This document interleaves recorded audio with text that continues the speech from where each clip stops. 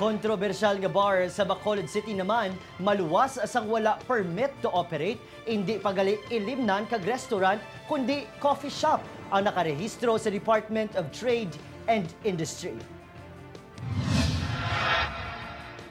Sa records ng Permits and License Division sa Bacolod City Government, wala sang gin-issue nga business permit sa kontrobersyal nga bar sa Ramos, Bacolod City. Sunod sa joint inspection, naging patigayon kaupod ang kapulisan kag opisyales ng Barangay 5, humaling tuig 2015 pa nga wala inisang permit. Ang business line nila or ang business activity nila is bar and restaurant or resto bar, gid siya. Nadeklarar sa Department of Trade and Industry nga isa ka coffee shop ang lugar. Apang nahimo ini kalanan kag ilimnan.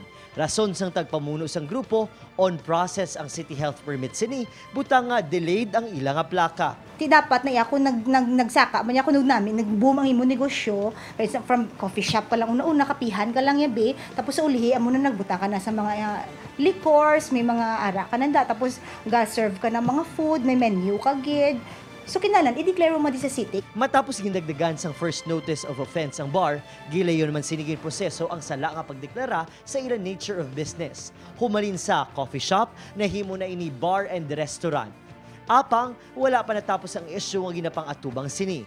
Hugot sa giyapon ginamonitor sa Barangay 5 Council nga limitahan ang pagginahod kag untaton na ang twerking game sang bar nga nag-viral sa internet. As far as business permits and licensing is concerned, business permit lang gid kami. And then ang mga post lang nila nga prohibitions dapat nga naka-post visibly nga ng we do not sell beers, intoxicants to 18 to minors.